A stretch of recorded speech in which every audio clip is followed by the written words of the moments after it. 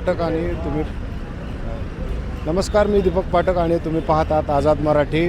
पुणे शहराच्या जी महानगरपालिका आहे त्या निवडणुकीला अवघे काही दिवस राहिलेले आहेत, तर मात्र बंडखोरांचं मोठं आव्हान सर्वच पक्षांसमोर असल्याचं दिसतंय. भारतीय जनता पक्षामधनं अनेकांनी राष्ट्रवादी काँग्रेसमध्ये प्रवेश केला आहे.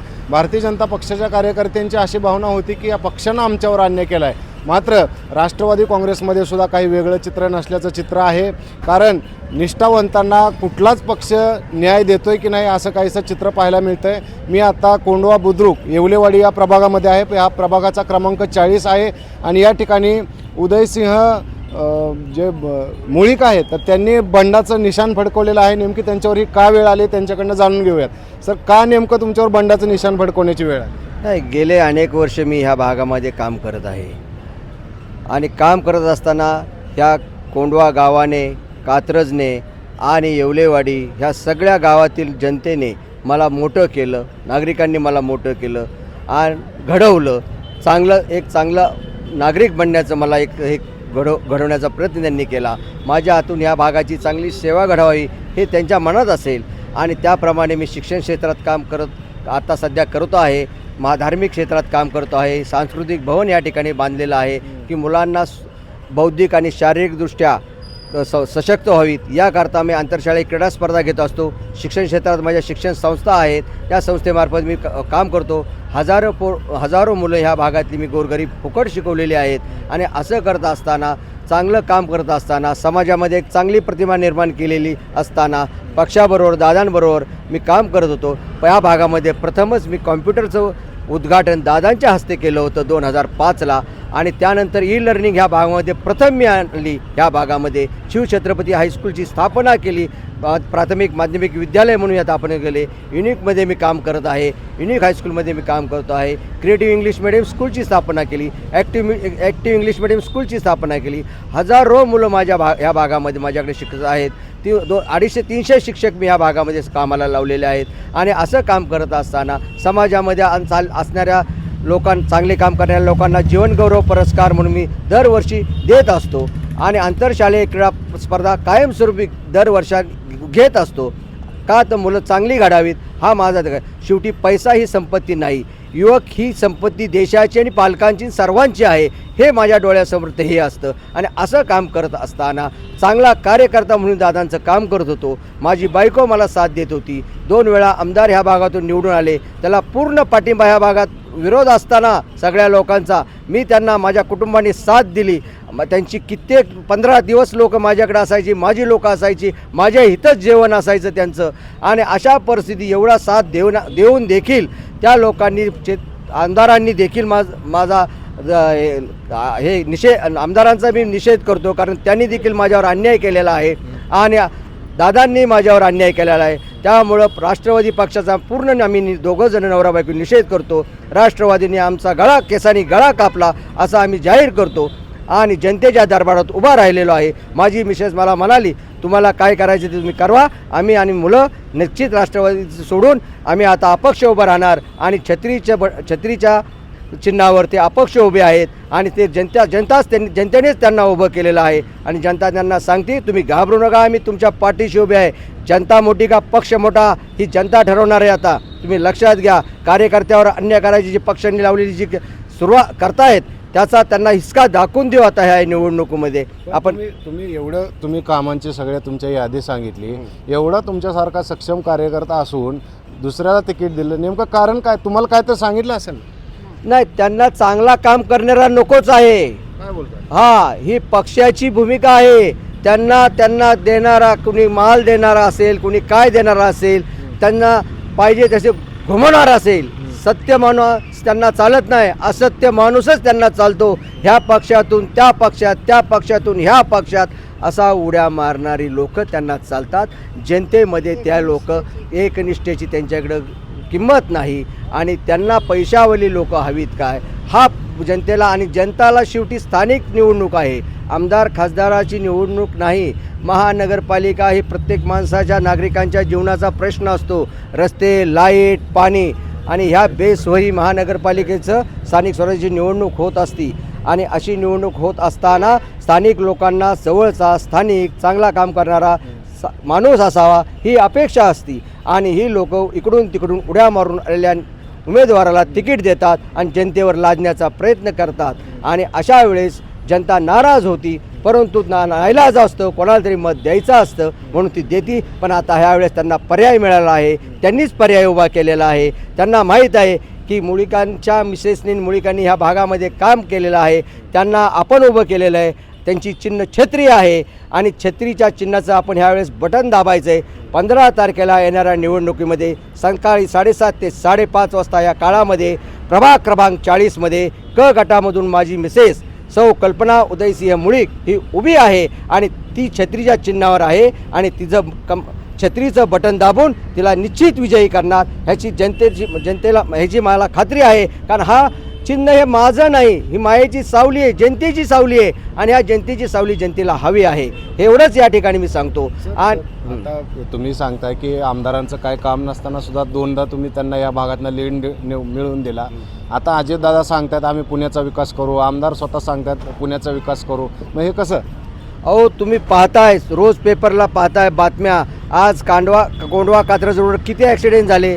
एका पुतळ्याचं छत्रपती शिवाजी महाराजांनी काय ठरवलं होतं? जनतेला बरोबर घेऊन जायचं, जनतेचे पुतळे करून जनता मारायची ठरवलं नाही शिवाजी महाराजांनी. आणि त्याच दिवशी ज्या दिवशी सर्व लोकांचा एक चांगला छत्रपती शिवाजी महाराज सर्व समाजाचे होते आणि अशा व्यक्तीचं ज्यावेळेस उद्घाटन होतं त्यावेळेस सकाळी ॲक्सिडेंट होतून माणूस जातो, ही किती दुर्दैवाचा. म्हणजे रस्त्याच्या कामामुळेच ही अडचण झाली ना, रस्त्याची कामं झाली नाहीत आणि मग रस्त्याची जर कामं होत नसतील तर काय परिस्थिती निर्माण होली ही त्या दिवशी लक्षात आलं की काय होतं ते. मग अशा वेळेस जर रस्त्याची कामं नाहीत, कमी दामाने पाणी पुरवठं येतं, रात्री 12 वाजता पाणी येतं, सकाळी पहाटे 4 वाजता येतं, लोक वरडतात.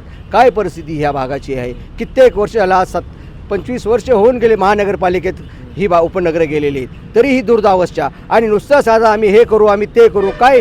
आणि आम्ही ज्यावेळेस वाटलं मी प्रयत्न केला, मला काम करायला त्यांनी संधी दिली की कामं करा. माझी कामं ते करायला लागले, म्हणजे जनतेची कामं होती, माझी नव्हती. पण मला इतका पाठपुरावा करावा लागला की प्रचंड पाठपुरावा करून मी त्या कामाची कशी तरी एक लाईन बसवण्याचा प्रयत्न करा, जनतेच्या समस्या सोडवण्याचा प्रयत्न केला. मेट्रोसुद्धा मी ह्या भागामध्ये आणली.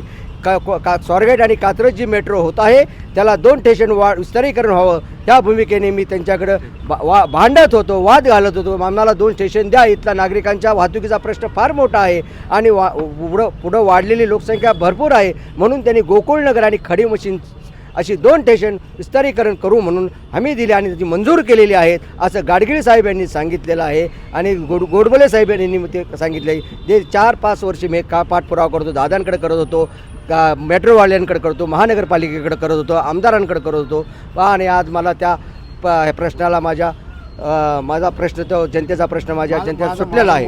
माझा मुद्दा हा होता की ते म्हणतात की आम्ही पुण्याचा विकास करू, इथले तुपे सांगतायत आम्ही पुण्याचा विस्तार करू, विकास करू, हे होईल असं तुम्हाला वाटतंय का? नाही, पुण्याचा विकास करू. तुम्ही पाहिलं ना, आता भकास पुणे झालं. IT आणली इथं. आज तुम्ही हिंजवडीच्या ITचे बघा प्रश्न 2-2, 3-3 तास जायला लागत आहेत. मला तुम्ही सांगा कशा इंडस्ट्री इथं राहतील, उद्योगपती कसे लोक राहतील इथे या ठिकाणी येऊन, धंदे कसे उघडतील, नागरिक कामगार लोक यायला जर एवढा त्रास होत असेल तर उद्योग राहतील का पुण्यामध्ये? तुमचं असं म्हणणं की विकास काय त्यांना करणं शक्य नाही? विकास करणं एवढं सोपं ना. अशी जर येणारी लोक जर घेतली तर कसे विकास करतील?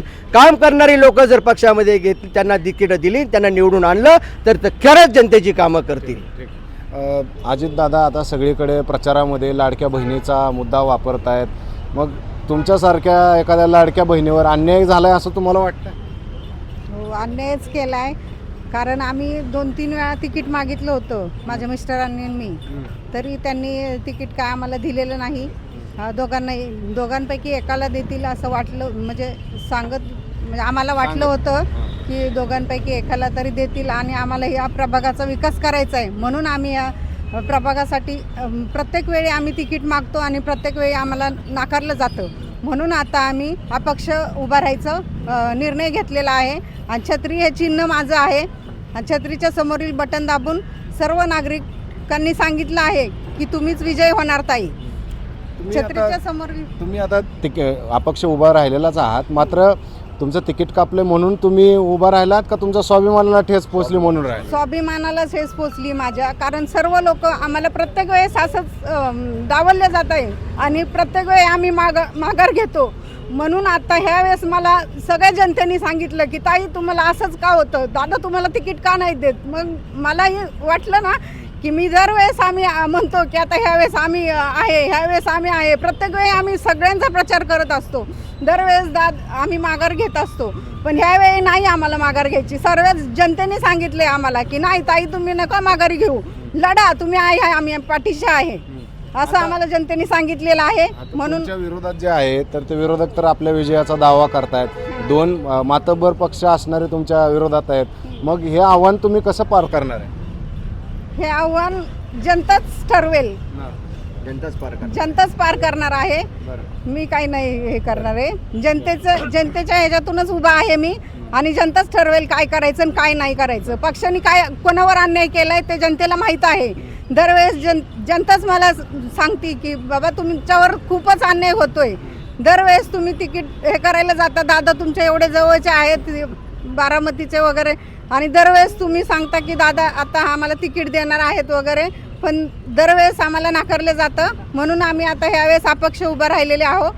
बरं, शेवटचा प्रश्न आहे, ज्या पक्षानं तुमचं तिकीट कापलं त्या पक्ष नेतृत्वाला तुमचा काय संदेश आणि मतदारांना तुमचं काय आव्हान? पक्ष नेतृत्वाला एवढाच संदेश आहे, ज्यांनी आपल्यावर विश्वास ठेवला त्याची काळजी घेणं त्यांची गरज आहे.